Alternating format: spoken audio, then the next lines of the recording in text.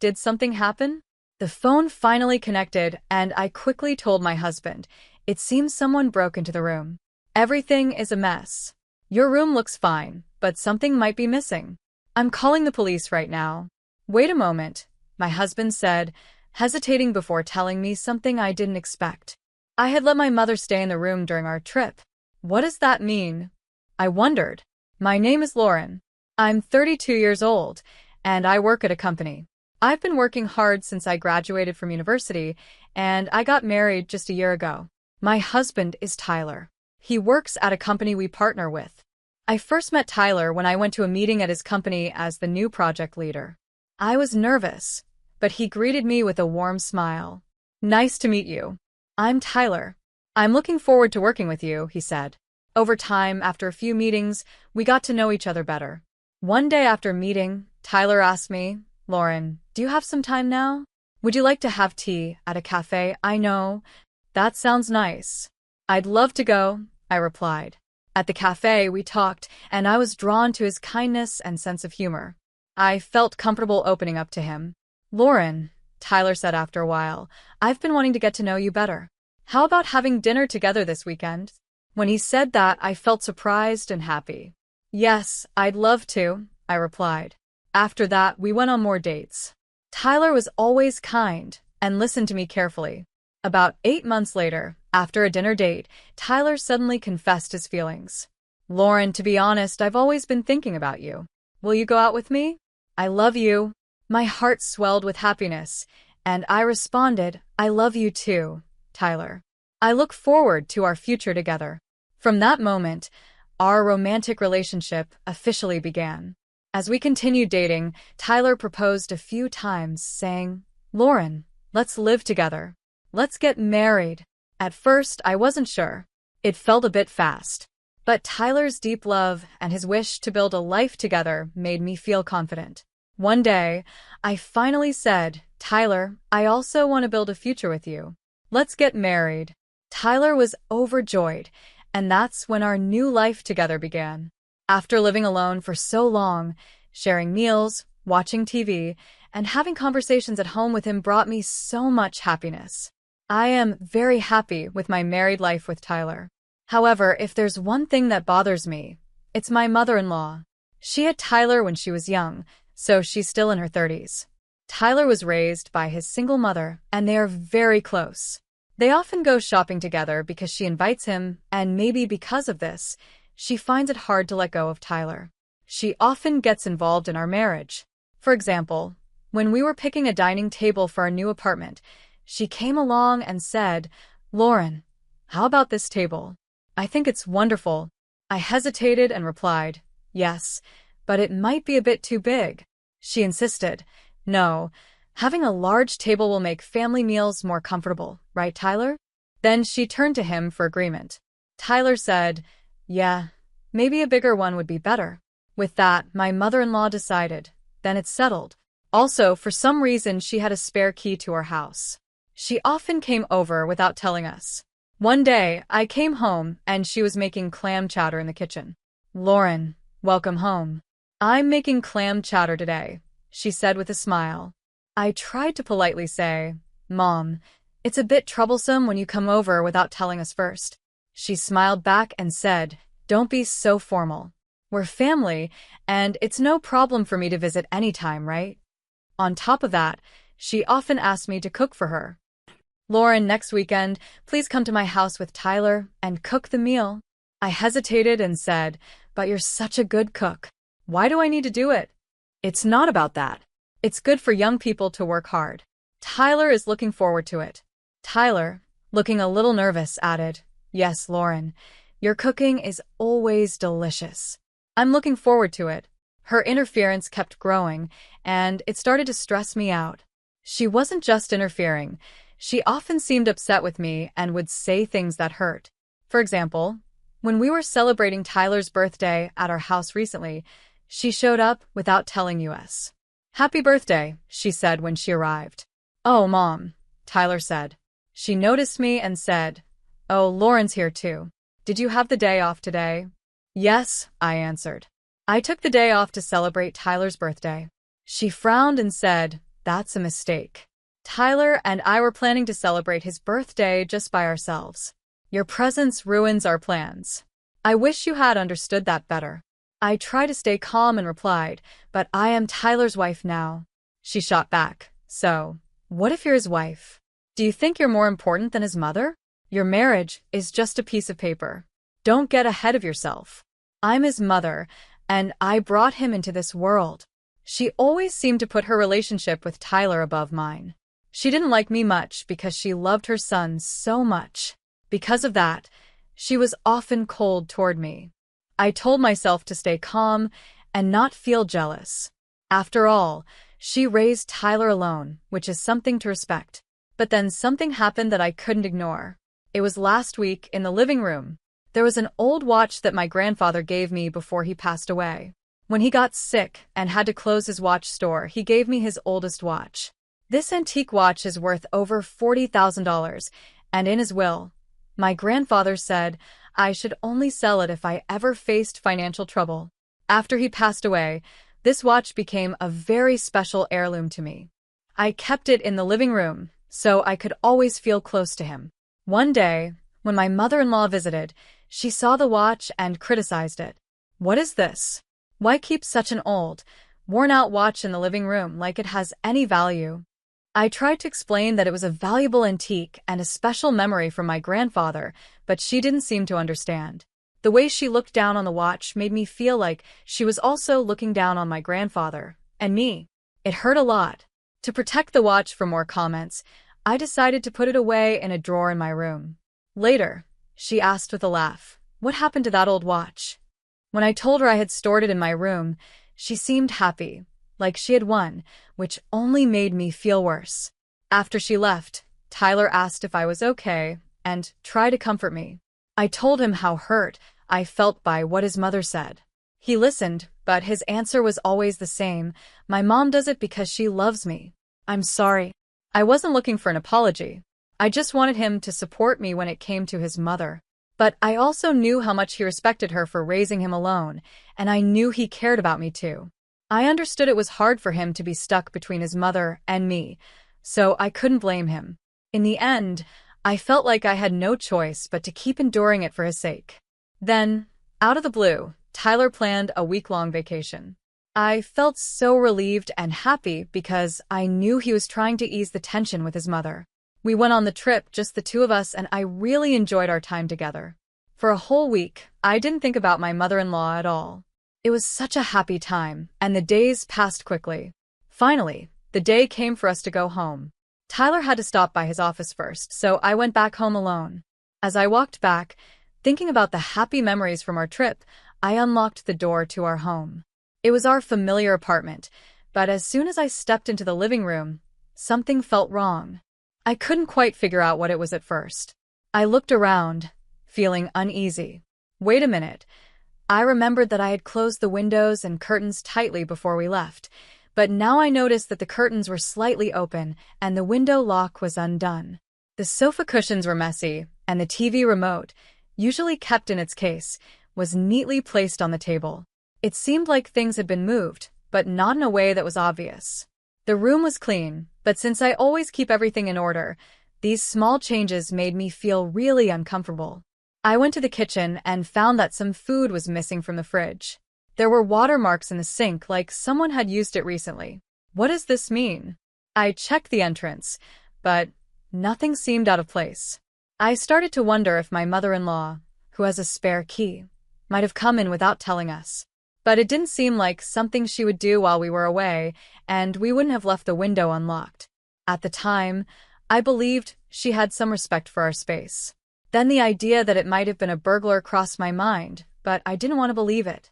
If it had been a break-in, there would be more mess, right?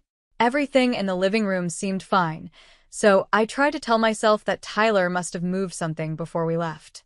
Even though I tried to convince myself, I couldn't reach Tyler, and my anxiety kept growing. What if someone really had come in? Feeling nervous, I opened the door to my room quietly. The moment I stepped inside, I was shocked by what I saw. My room was completely messed up. Clothes that should have been neatly folded were thrown all over the bed, and underwear was scattered on the floor. The drawers of the dresser were open, and clothes were jumbled up inside. The most shocking part was my desk. Every drawer had been pulled out, and the contents were tossed everywhere. I quickly checked the other rooms, but only my room had been targeted. Why just this room? There was nothing of great value here. Then I thought of the watch my grandfather had left me. No way. Why is it gone? I frantically searched around the desk, but the watch was nowhere to be found. At that moment, I realized the watch had been stolen. It was clear that someone had come in and taken it, but I couldn't understand why they would steal such an old watch. I lost control and quickly tried to call my husband again. This time, the call connected. "Did something happen?" he asked. I hurriedly explained. "It seems someone broke in. The room is a mess. Your room looks fine, but something might be missing. I'm calling the police right now." "Really?" he replied, sounding concerned. "Yes, some food is missing from the fridge too. Someone must have sneaked in." "Wait a minute," he said. "I want to check it out myself before you call the police. I'll be home soon. Meanwhile, see if anything else is gone." "But I can't wait. This is serious. Some of my things are missing," I exclaimed. Then, my husband said something unexpected in an uneasy tone. "Actually, I let my mother stay in the apartment while we were on the trip." "What do you mean?" I asked, shocked. "Our apartment is close to the station, and it's convenient for her to go downtown. She asked me if she could stay here to keep it safe." "Wait, why would you make such an important decision on your own?" I wasn't informed at all. I was furious. Knowing that I don't get along well with his mother, I felt hurt that he hadn't considered my feelings. But instead of addressing my anger, he just tried to calm me down. "There's no need to be so upset," he said. "It's always been like this. My mother comes and goes as she likes. Just deal with it like before." "That's not funny. I can't just endure this. My mother-in-law trashed the room. It's outrageous to just accept it." Suddenly, I heard a voice behind me. "Lauren, why are you so upset?" It was my mother-in-law. "Mom, are you talking to Tyler right now?" I asked, still angry. "Why are you speaking to my son like that?" she asked sharply. "I'm upset because he let you stay in our home without telling me," I replied. "It's not right. How dare you?" she snapped. "Blaming Tyler is like saying you hate that I'm here." "Honestly, I don't want you coming and going from our house whenever you feel like it," I said, unable to hold back. "You're such a coward, Lauren," she said angrily. "Don't talk like that." "You just blame me and get mad at Tyler for no reason, acting like the victim. But it's all in your head." It was clear that I had really been affected. My room had been ransacked, and I knew my mother-in-law had been the one in there. I didn't understand why I was being blamed. What surprised me even more was that Tyler defended her in this situation. After a while, Tyler came home, clearly upset, and sided with his mother, blaming me for overreacting. "I can't believe this, Lauren," he said. "This is unacceptable." I couldn't stand it anymore. I took both Tyler and his mother into my room to show them the mess. Tyler couldn't hide his shock when he saw the state of the room. But my mother-in-law didn't seem surprised at all, almost like she already knew what had happened. It became obvious she was the one responsible. "Mom, be honest. Did you do this?" Tyler asked. "Even if the room was messy, you're exaggerating." "It's not that bad," she said dismissively. "I just forgot to clean up. That's all," my mother-in-law said casually. "If I clean it now, there won't be a problem, right? I was going to do it later anyway." "You're being too sensitive." She admitted she was the one who made the mess but showed no regret at all. Tyler stood there, looking uncomfortable, not saying anything. Then she started defending herself. "I borrowed Lauren's clothes because I left mine at home. We're not that different in size, so I thought it would be okay. We're family, so getting upset over this seems unreasonable, don't you think?" To my surprise, Tyler began to agree with her. "I think so. You can't blame everything on my mom just because a few things are missing. Borrowing things in a family is normal, and it's strange not to forgive a little mess." I had been hoping for an apology from both of them. Instead, it was the opposite. Tyler even asked me to apologize to his mother for my rude words and attitude, even though it was clear she had messed up my room. Seeing him support her so strongly made my feelings for him fade. I started feeling empty inside. I had always believed Tyler cared for me just as much as he did for his mother, but the truth was different. To avoid any criticism toward himself, he eagerly blamed me and clearly took her side. I felt neglected and heartbroken, and in that moment, I decided to stand up for myself.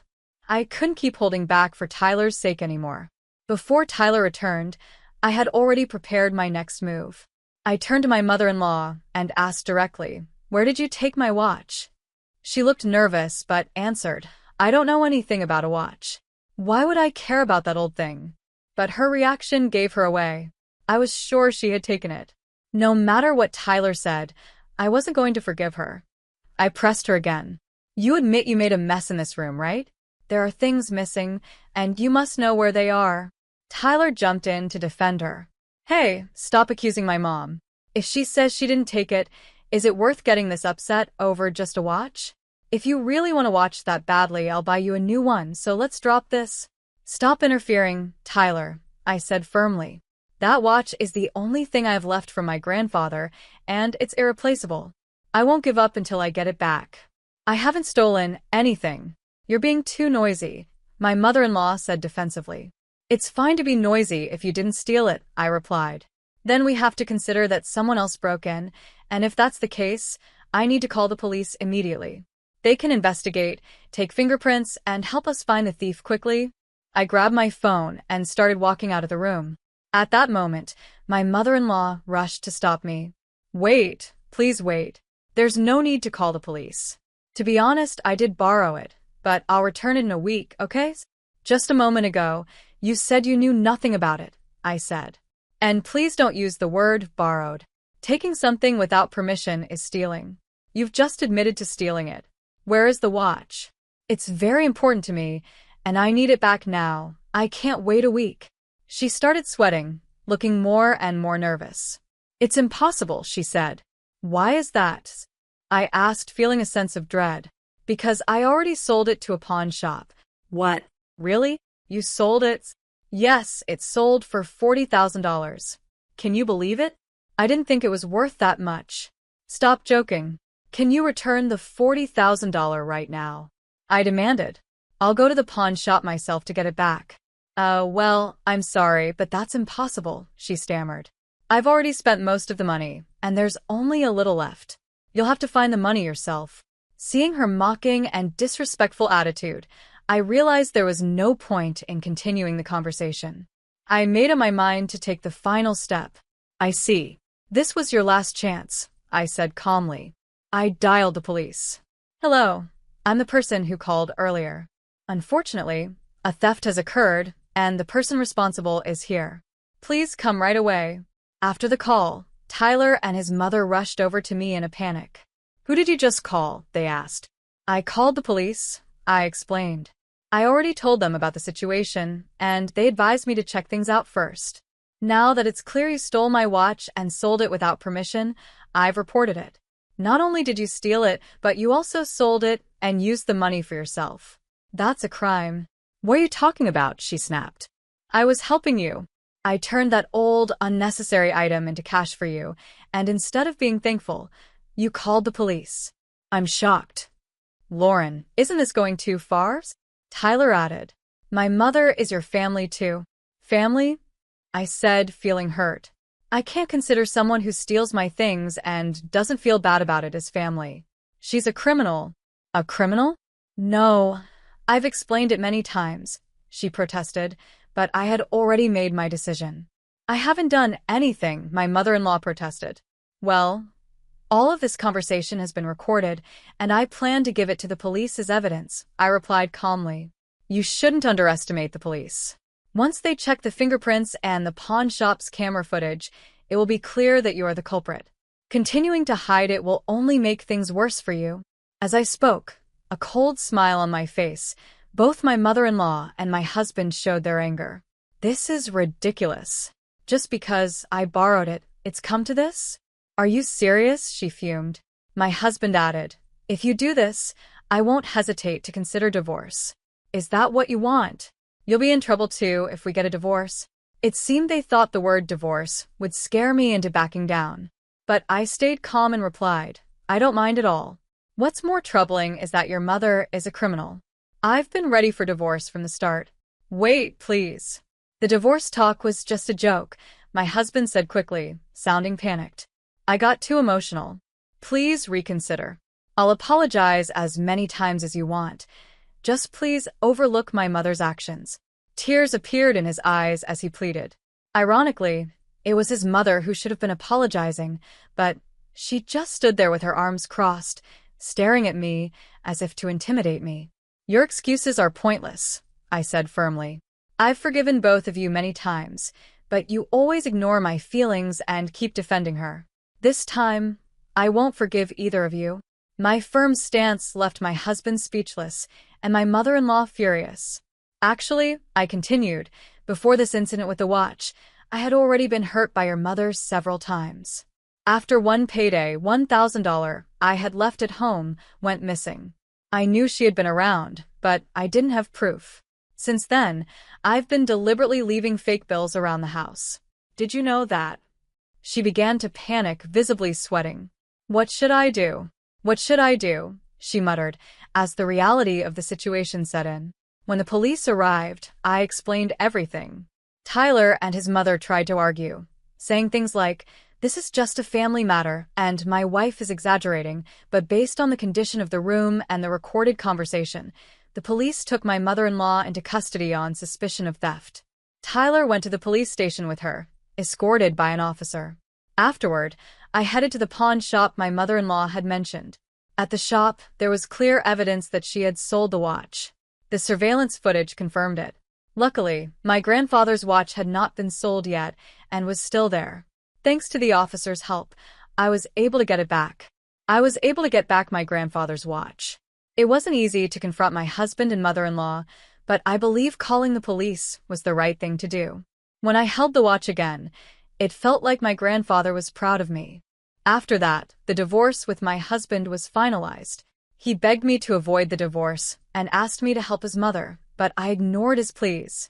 I sometimes see him at work, but I don't talk to him, and my supervisor, who understands the situation, handles things professionally.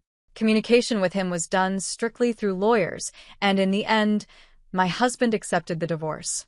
The police gathered more evidence, including the pawn shop clerk's testimony, which confirmed my mother-in-law's guilt.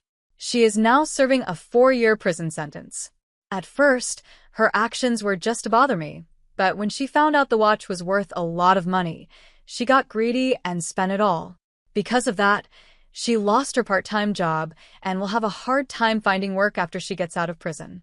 What started as minor harassment turned into a serious crime that ruined her life. The foolishness of her actions is shocking. Since she had no savings, the $40,000 to repay the pawn shop fell on my ex-husband. He's now working hard to pay for his mother's living expenses, and everyone at his workplace knows about our divorce and what his mother did. This has made his life difficult and uncomfortable. Meanwhile, I am finally free from the stress caused by my ex-husband and his mother. I'm thoroughly enjoying my independence. While my marriage didn't turn out as I had hoped, being able to protect the valuable watch from my beloved grandfather is a big comfort to me. Right now, I'm focusing more on myself than on romantic relationships, and I'm excited to enjoy my single life. I'm also looking for new hobbies and interests. A new chapter in my life is starting, and after everything I've been through, I'm dedicated to taking care of myself and living life fully. I plan to fill my days with hope and happiness and live a positive, active life.